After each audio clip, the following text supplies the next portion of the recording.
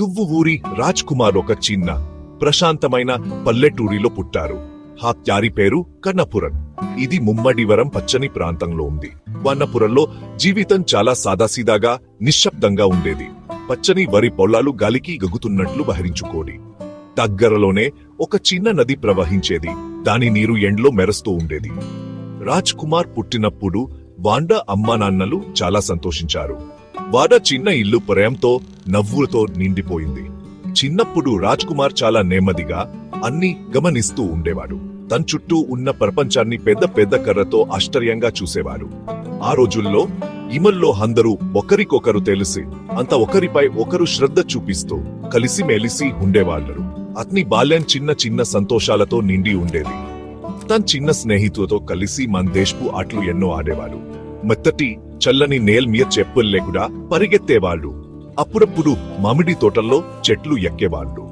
సాయంత్రం పూట్ వార్డర్ నాయనమ్మ చెప్పే కక్కళ్ళు వినర్మంటే రాజ్ కుమార్ కి చాలా ఇష్టం.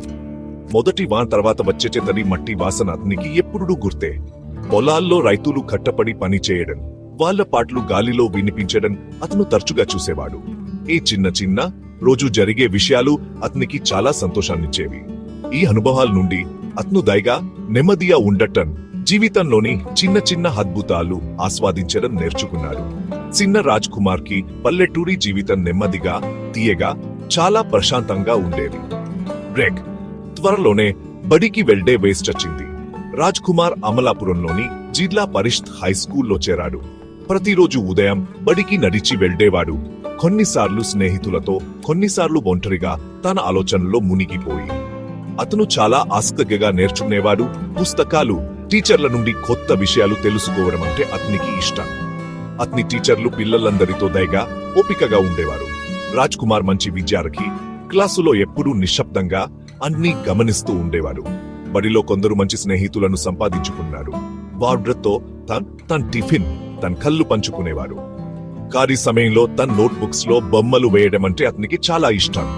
అతని చిన్ననాటి జీవితంలో బడి చాలా ముఖ్యమైన, సంతోషకరమైన భాగం. అతను ఎప్పుడూ తన హోంవర్క్ ను జాగ్రత్తగా చేసేవాడు. చిన్న పిల్లవాడిగా ఉన్నప్పుడే రాజ్ కుమార్ తన భవిష్యత్తు ఆస్తుల లక్షణాలు చూపించాడు. అతను ఎప్పుడూ చాలా ఆస్తిగల పిల్లవాడు. వస్తువులు ఎలా పనిచేస్తాయో తెలుసుకోవడం అంటే అతనికి ఇష్టం. తరచుగా తన బొమ్మలను విడదీసి మండ్రి కలపడానికి ప్రయత్నించేవాడు. అతనికి రంగులు, వివిధ ఆకారాల పట్ల ప్రత్యేకమైన ఇష్టం ఉండేది.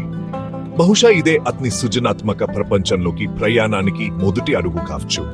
ఆలోచింపజేసే ఆటలు, వ్యూహం, ప్రణాళిక అవసరమయ్యే ఆటలు ఆడటాన్ని కూడా అతను ఆస్వాదించేవాడు.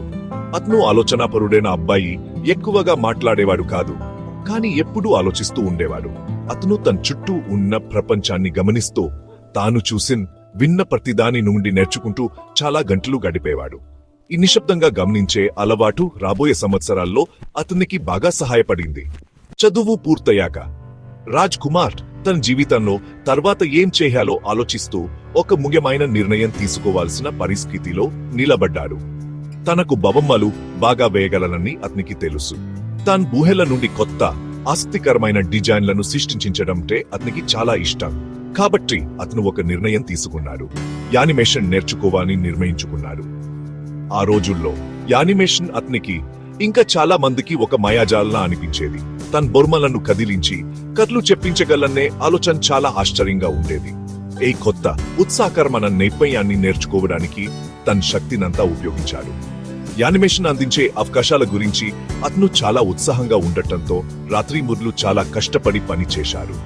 త్వరలోనే అతను నైపుణ్యం గల యానిమేటర్, డిజైనర్ అయ్యాడు. అతని పని చాలా బాగుండేది. ప్రజలు అతని ప్రతిభను మెచ్చుకునేవారు. కంప్యూటర్ తెరపై అందమైన, రంగురంగుల చిత్రాలను సృష్టించగలిగేవాడు. పాత్రలకు జీవం పోయడం, వాటిని నడిపించడం, మాట్లాడించడం, భావాన్ని వ్యక్తపరిచేలా చేయడంలో అతనికి మంచి నేర్పు ఉండేది.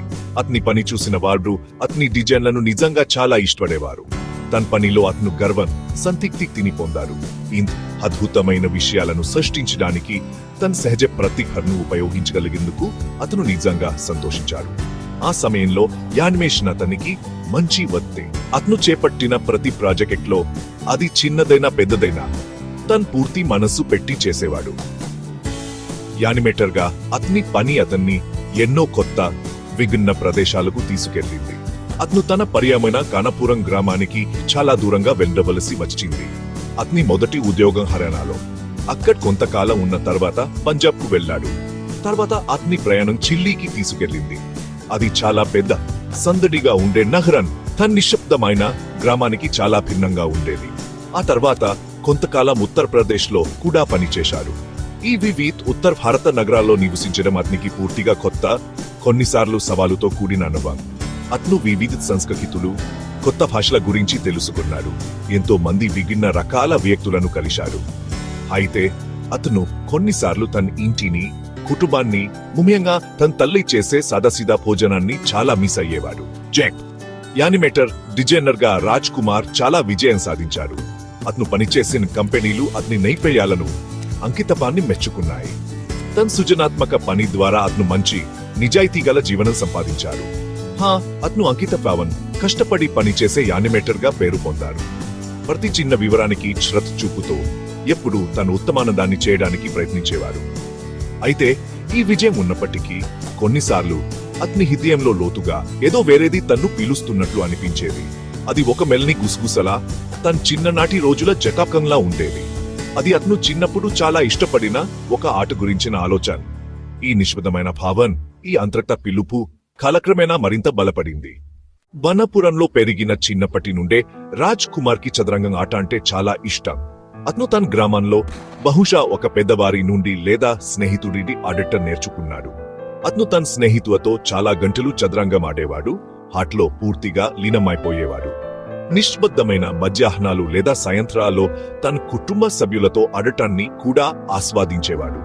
అతనికి 64 నలుపు, తెలుపు గడ్వతో ఉన్న చదరంగం బల్ల ఒక ఆసక్తికరమైన యుద్ధ క్యూమిలా ఉండేది.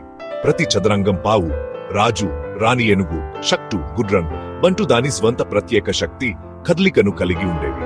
ఆటలో ఆలోచించడం, ప్రణాళిక వేయడం, ప్రత్యర్థిని ఓడించడానికి అవసరమైన వ్యూహం అతనికి చాలా ఇష్టం. వివిధ నగరాల్లో తన యానిమేషన్ పనితో చాలా బిజీగా ఉన్నప్పటికీ అతను తన పాత స్నేహితుడైన చదరంగాన్ని మర్చిపోలేదు. వీలైనప్పుడల్లా ఆట ఆడటానికి అతను ఎప్పుడూ కొంత సమయం కేటాయించేవాడు. కొన్నిసార్లు రోజంతా పనిచేసిన తర్వాత తన సహోద్యోగతో ఆడేవాడు. ఆట యొక్క సుపరిచితమైన నమూనాలతో తన మనసును తేలికపరుచుకునేవాడు. ఇతర సమయాలలో అతను ఆటలాంటి చదరంగం ఆడేవాడు. ప్రపంచంలోని వివిధ ప్రాంతాల ఆటగాళ్లను సవాలు చేసేవాడు. చదరంగం ఆట ఎప్పుడూ అతని ఆలోచనలో ఉండేది. ఒక ఓదార్పుంచే ఉనికిలా, మాటలు లేకుండా తన్ను అర్థం చేసుకునే ఒక ప్రియమైన పాత స్నేహితుడిలా ఉండేది.